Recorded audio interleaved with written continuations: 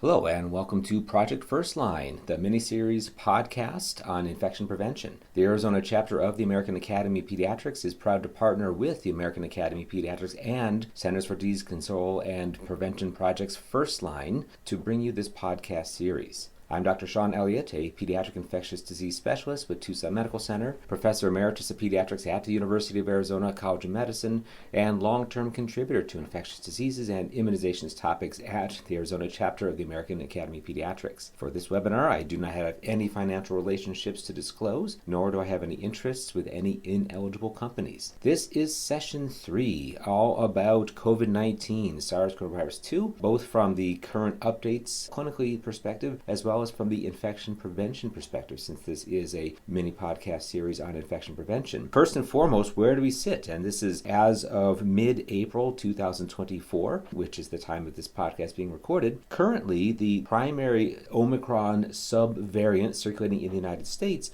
is the JN.1. This is a subvariant, if anybody's counting, of the BA.2.86. A whole bunch of numbers, etc., and so forth. What is important about the JN1 is that it currently accounts in the United States for over 95% of all new cases. That's just how it happens to be. It has a significant survival advantage, and part of that is that it is even more infectious, but no more virulent than the preceding subvariants of Omicron, even now over the last year and a half or two. In fact, JN1 has several mutations distinguishing it from the BA.2.86, which make it even more effective at what's called immune escape. This means that even if somebody has immunity, so antibody protection from a prior infection or infections, plural, and or prior vaccinations with either the original vaccine and or the most recent one, there is still the ability for this subvariant to have an increased reproductive number, which is sort of the epidemiologic and virology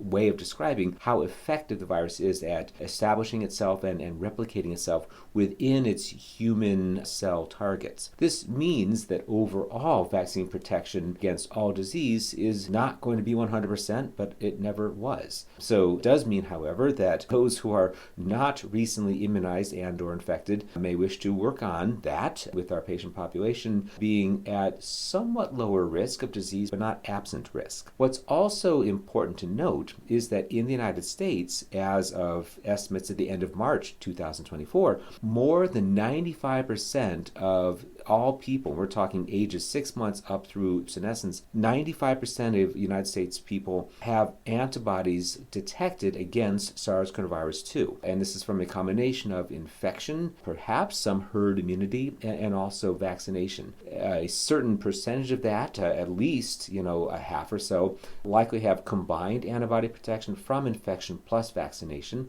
and the others have antibody protection from infection itself and or potentially herd immunity. This is important because it means that in general, infection prevention steps in this country expect that any new disease is going to be mitigated or perhaps less prominent and less infectious just because there's already some pre-existing antibody protection in that patient, in that human being. So it's sort of a balancing of two factors. The JN1 is more infectious and is able to have more immune escape from pre-existing immunity, but far more people than even a year ago have a pre-existing immunity, which is going to have some impact on reducing the JN1's infectivity for other people. So, yay, great, wonderful, fantastic, and that's the state of affairs in mid-April of 2024. Unclear exactly how that's going to shake out going forward. It may be that the JN1, since it is so prevalent right now, may be at sort of the top of the heap of the Omicron subvariants in terms of balancing infectivity and immune escape. And there may not be as much selective pressure, thank you, Darwin, for further mutants of the Omicron variants to emerge any further. And maybe the JN1 has established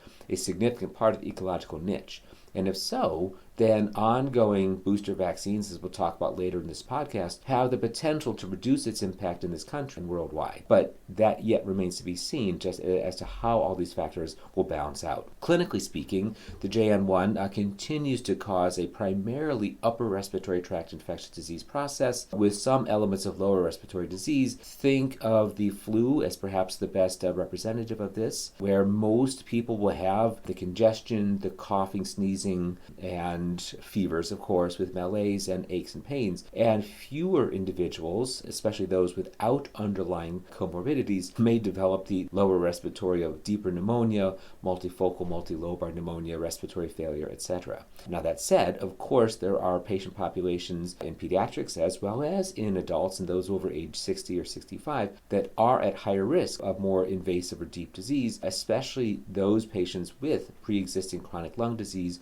Think especially of our asthmatic patients, especially those who are not yet in good control with their home regimen. So patients with underlying asthma, patients with pre-existing chronic lung disease, especially those who are former premature infants, those with other primary diseases affecting the lungs and lung physiology would all be at higher risk. Certainly those who are moderately to severely immunocompromised or immunosuppressed, so those patients on an immunosuppressive medication, long-term steroids, for example, systemic steroids, not necessarily inhaled steroids, because importantly, the data has shown that those patients with non-absorbed inhaled steroids are not as at high risk of immunosuppression as those on systemic, meaning oral or intravenous or injected steroids. So patients on immunosuppressive medications, whatever that may be, certainly are patients currently being treated for active or in remission with a malignancy of some process. Solid organ transplant recipients obviously would be at higher risk. Those with primary immunodeficiencies or even acquired immunodeficiencies, including those patients with HIV/AIDS. So overall in pediatrics, our patient population as a relatively healthy population is not as at high risk of invasive severe COVID-19 as are older adults, certainly those over age 60, 65, which is why the ACIP, American College of Immunization Practices, continues to recommend and even recently has recommended that those patients over 65 years of age be boosted with the current available SARS-CoV-2 vaccines out there, Pfizer, Moderna, and Novavax. And we'll talk about vaccine strategies also just a little bit later in this podcast. Clinically speaking, again, so upper respiratory tract infection, and as I think we have all seen over now the last really quite year, the current Omicron subvariants, JN1 being included, are primarily causing a upper respiratory disease with the potential of a croup-like illness. So the croup-like cough, and in this, the patients are somewhat different than our typical croup caused by parainfluenzas 1 and 3 or other viruses, in that they seem to be somewhat more refractory to our racemic epinephrine and our dexamethasone doses. So those patients who come in and are just chewing through the racemic epi and dexamethasone in the emergency department more likely than not have SARS-CoV-2 and the JN1 as their inciting agent rather than some other of the upper respiratory viruses. That's kind of where we sit for acute clinical findings as an update. Long COVID, otherwise known as post-acute COVID syndrome and a couple other monikers, continues to be an issue, and nationally there are increasing numbers reported of patients, both adult and pediatric, with long COVID. Now, in part, we need to caution against this being a true increase in prevalence because we're more able to recognize the signs and symptoms of long COVID, and our patient population, both based on social media and also on publications out there, are far more overtly aware of long COVID and thus more likely to self-identify as having long COVID. So most of the population studies showing increases in long COVID, even in the last half year or so, are from family-based or patient-based surveys, not from medical reports, not from ICD-10 codes or anything like that. So while it is clear that long COVID is out there and is here to stay, it's not clear that any of the more recent Omicron subvariants are any more likely to trigger long COVID than any others. Current estimates are that around 6 to 13% of people in the United States have some elements of prolonged symptomatology after a primary infection and are considering themselves to have long COVID. So that's not insignificant. And if you look at the total number of patients who report having had long COVID at any point in the pandemic, that number is approaching 18 to 20%. So it is definitely out there. And the typical findings in pediatric patients are the cognitive dysfunction, so the foggy brain, if you will, the decreased school performance, difficulty concentrating, and also chronic fatigue. So decrease in athletic performance for our student athletes, decrease in ability to get out the house and do anything aerobic in nature. So very much as we experienced previously with chronic fatigue, myalgic encephalopathy patients, this too probably fits in the same category, but in this case the trigger is a infection with SARS-CoV-2, which may have been either asymptomatic, meaning occult disease, or mildly symptomatic. The severity of the SARS-CoV-2 infection, the COVID-19 process, does not drive or does not correlate in any reliable way with the risk of or the severity of long COVID. Just simply having the virus and having the proper, or I guess I should say improper, immunologic array puts the patient at risk for the autoimmune process, which likely is driving long COVID. Yes, it does appear to be autoimmune, the patient both combination of infection and having the underlying immunologic epitopes that may allow the immune system to target parts of the brain and some other organ systems, e.g. heart, lungs, etc., to create a long-standing immunologic activation which acquires then an autoimmune perspective. So it is that perfect storm which then drives the symptoms of long COVID. What do we do about it? Because I'm sure everyone in the listening audience has managed at least one patient with long COVID, and many of us far more than that. There aren't any magic bullet cures, unfortunately. It is a whole bunch of hard work. There is some evidence that updating a patient with a current COVID booster, COVID vaccine booster, may help drive a faster recovery from long COVID. And there is some evidence that if not already treated with the combination drug Paxlovid, which is the nirmatrelvir/ritonavir, that patient deserves a 10-day course, not the usual 5, but a 10-day course of Paxlovid to help with their recovery. But the data is certainly suspect to some statistical bias, and it is not a clear smoking gun yet at this point. However, as I imagine everyone is quite aware, patients with long COVID or families with long COVID in their child will be quite eager to try anything which might help if there is a decrease or a low risk to it. So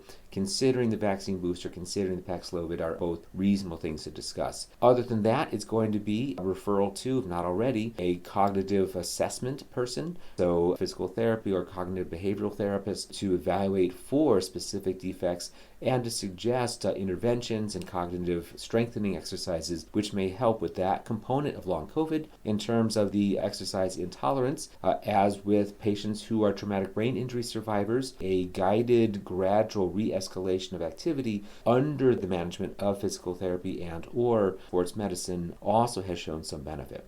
So this ends up being sort of a multifactorial, multi-professional approach, sort of a medical home to helping the patient with long COVID regain function, and also perhaps the reassurance that at least in pediatrics, our patients are experiencing the symptoms on average 3 months, maybe up to 6 months. Lasting up to 1 year is unusual, thank heavens. So we can at least provide that as reassurance to our families that there is an end in sight, unlike some patients in the adult world and certainly those in the older adult world. Okay, so that's kind of clinical status and updates with COVID-19. Since we mostly want to talk about infection prevention, the first and most important part of infection prevention, of course, is vaccines. And I think we are all aware that the current bivalent vaccine out there is a combination of the ancestral strain of SARS-CoV-2, the original ones, in combination with the BA.4/BA.5, which is a more recent Omicron subvariant that has a fair amount of immunologic overlay, even with the more recent viruses, including the JN1, which I discussed previously.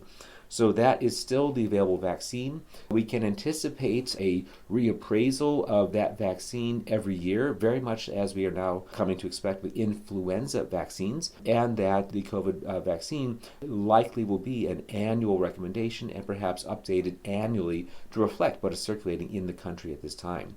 And as noted previously, if JN1 is here to stay, and there's every indication it may be, that we may have vaccine emergence specifically combining JN1 one spike protein epitopes in combination with the ancestral strains, and that may provide yet further a neutralizing ability of the vaccine-driven antibodies. So, until that happens, however, it is difficult to assess the vaccine effectiveness of the current booster vaccines, mostly because there is still a fair amount of emerging testing strategies to actually get those patients into laboratories and into research studies to assess how effective they are. And also, because the JN1 is relatively new and we have yet to see how it plays out in the next 6 months or so in terms of vaccine protection, severe disease, or disease at all. It remains likely that there's still substantial vaccine efficacy or vaccine effectiveness against severe disease, and that I think has been borne out so far epidemiologically in pediatric patients and to a certain extent in adult patients as well. So we'll go into vaccine strategies in just a second. A couple other updates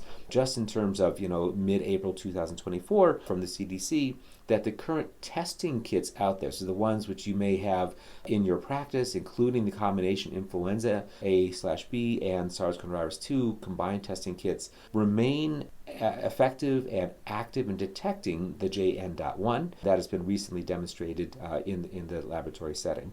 Also, it is still true that the antivirals, so Paxlovid, that again being nirmatrelvir/ritonavir, and remdesivir, which is the intravenous version, remain effective also against JN.1. So in those patients who have new infection being treated as outpatients, the Paxlovid remains appropriate. Those being hospitalized and those with severe or moderately severe immunodeficiency will deserve and benefit from remdesivir. As in previous years, those patients being hospitalized with lower respiratory tract disease, respiratory failure, oxygen requirement, etc., also deserve steroid intervention either with dexamethasone or methylprednisolone or prednisone.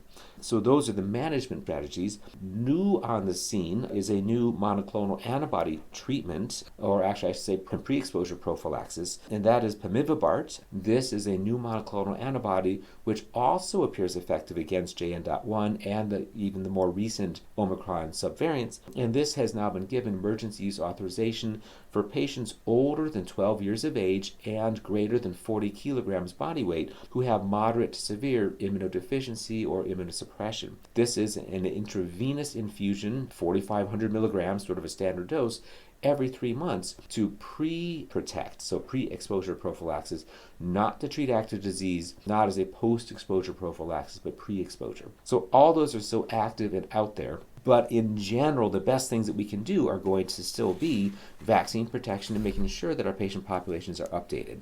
So if you haven't already, and I imagine most people have this already printed and posted in the clinical space, there is a quick reference guide available through the American Academy of Pediatrics and similarly through the CDC, if that's how you wish to go, which gives sort of recommendations for how to vaccinate or vaccinate pediatric patients in different age ranges. Briefly, we break this into 3 age categories. The first are the babies 6 months of age up to 4 years of age. The unvaccinated child in this population deserves either 2 doses of the Moderna messenger RNA vaccine or 3 doses of the Pfizer. And again, there are different strengths. In this category, the Moderna is the lower strength, the 25 micrograms, and the Pfizer is the 3 micrograms, or the yellow capped vial. For those children 6 months of age to 4 years of age who have previously been vaccinated, if they received 1 dose of a Moderna, then they get a second one 4 to 8 weeks after dose 1. If they received 2 doses, which would be the full primary series of Moderna, then they get a booster, and that's, again, a single dose of the Moderna dark blue cap green label. That's 25 micrograms. And that should be at least 8 weeks after their second dose of Moderna. If they received a dose of Pfizer, then they get doses 2 and 3, spaced by 3 to 8 weeks. If they receive 2 doses of Pfizer, or even their full 3 doses of Pfizer, then they get a single dose of Pfizer to act as a booster.